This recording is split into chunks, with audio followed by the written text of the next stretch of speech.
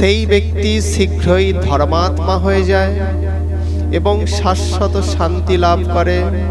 হে কৌন্তেয়, তুমি নিশ্চিত জেনো যে আমার ভক্ত কখনো বিনষ্ট হয় না।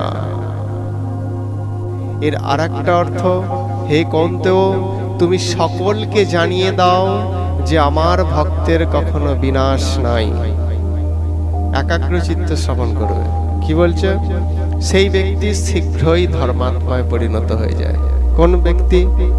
যেই ব্যক্তি তার পূর্বের দুরাচার কদাচারগুলোকে পরিত্যাগ করে সত্যের পথে, ভক্তির পথে হাঁটতে শুরু করে, সে শীঘ্রই কিসে পরিণত হয়ে যায়?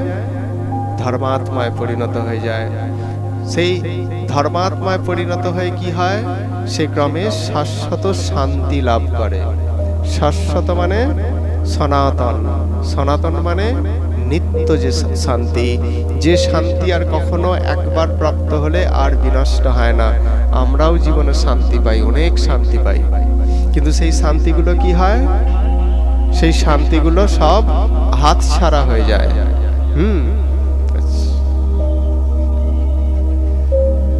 সেই শান্তিগুলো সব কি করতে হয়? আমাদের হাত ছাড়া হয়ে যায় সেই শান্তিগুলো। কিন্তু এমন একটা শান্তি আছে যেই শান্তিটা কখনো বিনষ্ট হয় না। সেই ব্যক্তির কথা বলছেন, সেই ব্যক্তি শীঘ্রই ধর্মাত্মায় পরিণত হয়ে যান। অর্থাৎ সেই দুরাচারী ব্যক্তি ভক্তি যোগ অনুশীলন করতে করতে ধর্মাত্মায় পরিণত হয়ে যায় এবং সেই শাশ্বত শান্তি লাভ করে থাকেন। শাশ্বত শান্তি মানে কি বলা হলো? যেই শান্তি কখনো বিনষ্ট হয়ে যায় না। আমরা সংসারে অনেক শান্তি পাই, যেই শান্তিগুলো হাতছাড়া হয়ে যায় বা বিনষ্ট হয়ে যায়। কারণ কি? সেই শান্তিগুলো অনিত্য। কিন্তু এমন একটা শান্তি, সেই শান্তি কখনো হাতছাড়া হয়ে যায় না। সেই জন্য বলছেন শাশ্বত শান্তি, মানে শাশ্বত শান্তি। সেই শান্তিটা কিরকম? শাশ্বত, যে শান্তি কখনো হারিয়ে যায় না। হে কৌন্তেয়, তুমি নিশ্চিত জেনো যে আমার ভক্ত কখনো বিনষ্ট হয় না। এখানে ভগবান বলছেন, প্রতিজ্ঞা করছেন যে আমি বলছি যে আমার ভক্ত কখনো বিনষ্ট হয়ে যায় না, আমার ভক্তের বিনাশ হয় না। বিনাশ হয় না বলতে আমরা যদি বলি, আমরা তো এত ভক্তকে দেখছি তারা দেহ রাখছেন, দেহ ছাড়ছেন, তাহলে কি তাদের এটা মৃত্যু নয়?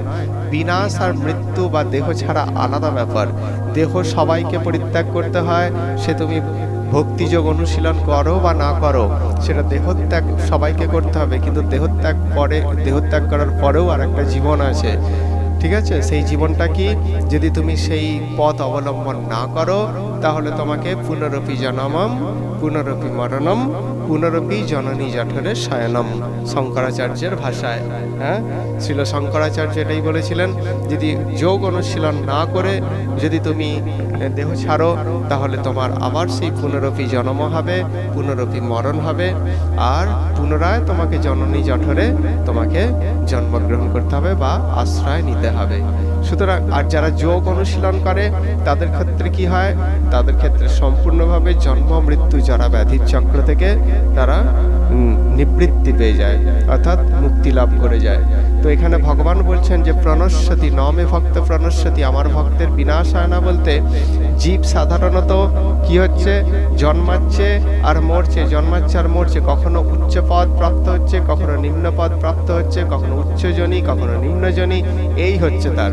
অর্থাৎ তার কখনো প্রমোশন হচ্ছে, কখনো ডিমোশন হচ্ছে, এই তার হচ্ছে। এটাই এইভাবেই চলছে তার জীবন। কিন্তু ভক্তের ক্ষেত্রে কি হয়?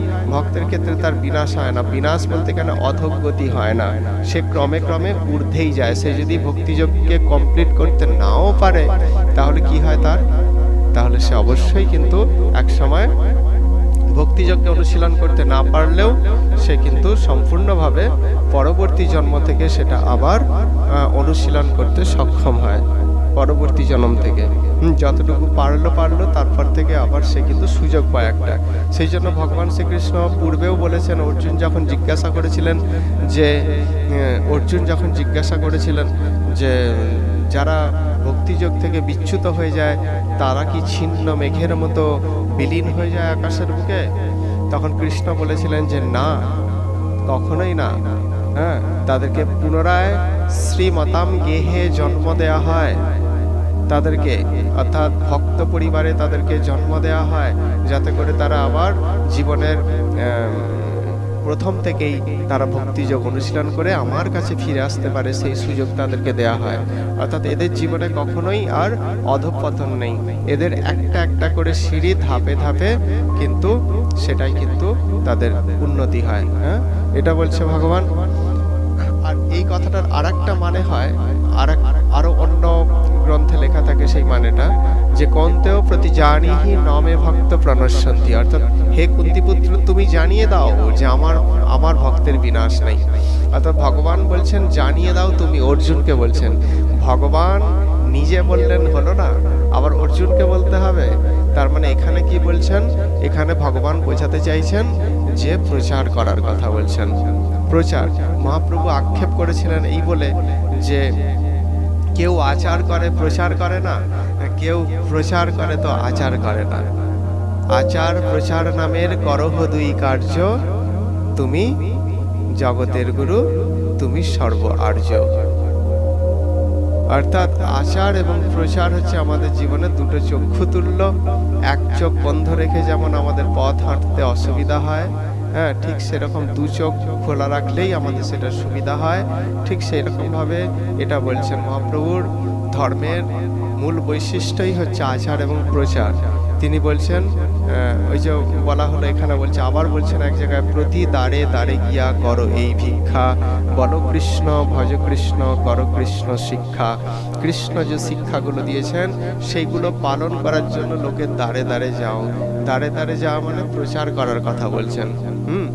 জগৎ অন্ধকারে ডুবে আছে, সেই জগতে তুমি আলো জ্বালার চেষ্টা করো। তোমাকে কিন্তু এমনি এই জড়জগতে পাঠানো হয়েছে এই সংসারকে ভোগ করার জন্য নয়, সংসারের সুখ ভোগ করার জন্য নয়, দোতলা চারতলার ছাদ থেকে বসে বসে হাওয়া খাওয়া নয়। হ্যাঁ, এই জন্য কিন্তু আমাকে এই সংসারে পাঠানো হয়নি। এই সংসারে তুমি এসেছো কি জন্য? তোমার জীবনের উদ্দেশ্যটা বোঝার চেষ্টা করো। তোমার জীবনের উদ্দেশ্যটা কি? তোমার কি কর্তব্য এই সংসারে এসে? তুমি আচরণ করো এবং তুমি প্রচার করো। এই কথাই কিন্তু এখানে ভগবান বলছেন। হ্যাঁ, সেই জন্য আমাদেরকে ইঙ্গিত দিচ্ছেন অর্জুনের মধ্য দিয়ে যে হে অর্জুন, তুমি প্রচার করো যে আমার ভক্ত কখনো বিনষ্ট হয়ে যায় না, আমার ভক্ত কখনো হারিয়ে যায় না। তাহলে সেই জন্য বলছেন যে মা ভয়ই, চিন্তা করো না। এটা কাদের ক্ষেত্রে বলছে? ভক্তিযোগ অনুশীলনকারীদের ক্ষেত্রে বলছে, অর্থাৎ যারা যোগ, যে কোনো একটা যোগের কথাই বলা হচ্ছে, যোগ অনুশীলন করে, সে জ্ঞান হোক, কর্ম হোক, ভক্তি হোক, অর্থাৎ যারা যুক্ত